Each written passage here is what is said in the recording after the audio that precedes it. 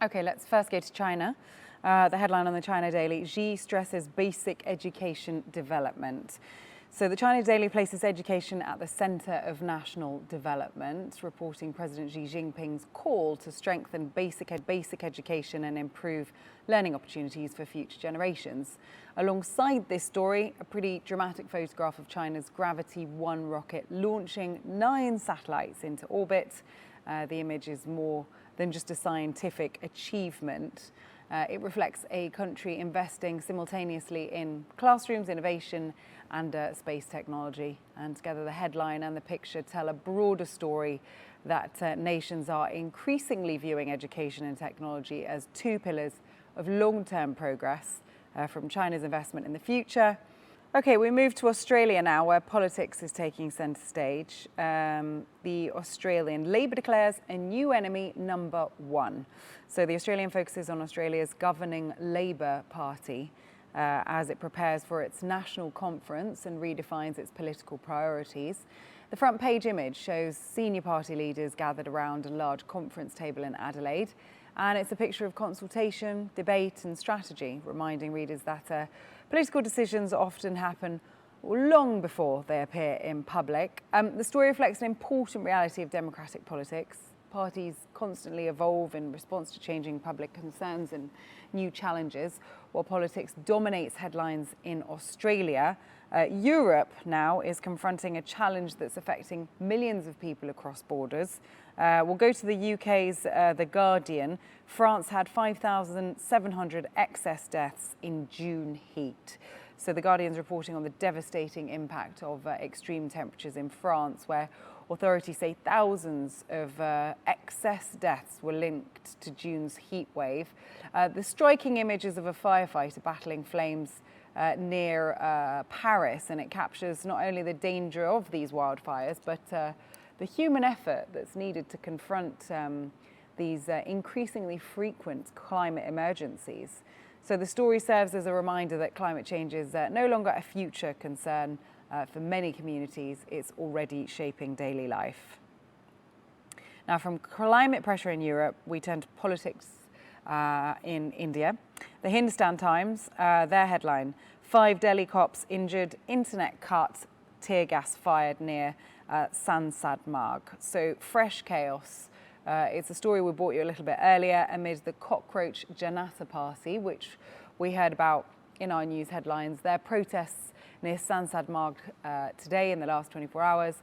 The Hindustan Times is highlighting these tensions in New Delhi, where protests near Parliament have led to clashes, injuries for both police personnel and also for those that have been taking part in these protests. The headline reflects the complexities that democracies face in balancing freedom of expression, public order and political disagreements. So it also illustrates how political events in major capitals often become a barometer of broader national debates.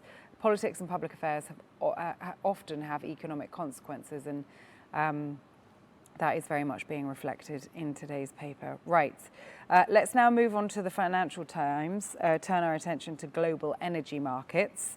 Fear for winter supplies drives gas prices near Iran war peaks. The Financial Times is reporting some concerns over winter supplies and disruptions around the Strait of Hormuz that have pushed European gas prices close to levels seen during periods of heightened regional conflict. There is no dominant image on the front page this morning. The story itself paints a pretty vivid picture of interconnected markets. Events in one strategic waterway can influence energy prices, industrial production and household budgets thousands of miles away. So the report's highlighting how energy security has become one of the defining global issues of our time. Now, from energy security, we move to a very human story from Bangladesh, the Dhaka Tribune.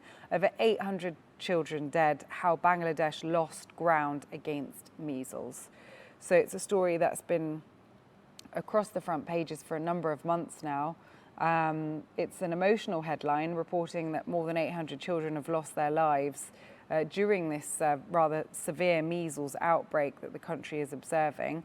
The photograph on the front page is of a child receiving oxygen treatment. It immediately shifts the focus from statistics to people. It reminds us that public health is not just about policies and systems, but about protecting lives and communities. And the story also highlights the continuing importance of this vaccination campaign and healthcare access across the developing world. Right, our next stop, Washington, where energy and geopolitics meet. The Washington Post headline, US signs nuclear deal with Saudi Arabia that gives it path to enriching fuel. The Washington Post reports on a pretty big agreement between the United States and Saudi Arabia regarding civilian nuclear cooperation, a deal that's already sparked debate among policymakers and security experts. The photograph on the front page is of President Donald Trump alongside Saudi Crown Prince Mohammed bin Salman. It reflects the strategic nature of the relationship between the two countries. The agreement is being viewed not only as an energy partnership, but also as a development that could shape future discussions about regional security and international diplomacy. And staying in the region, we conclude today's review in Pakistan with the Daily Times. Pakistan backs Saudi Arabia, condemns Houthi shipping threats. So Pakistan's front page story focuses on Islamabad's support for Saudi Arabia and its condemnation of threats against commercial shipping in the Red Sea. And the image is of Pakistan's Ministry of Foreign Affairs. It reinforces the diplomatic nature of the story, highlighting the role governments play in safeguarding maritime trade routes and regional stability.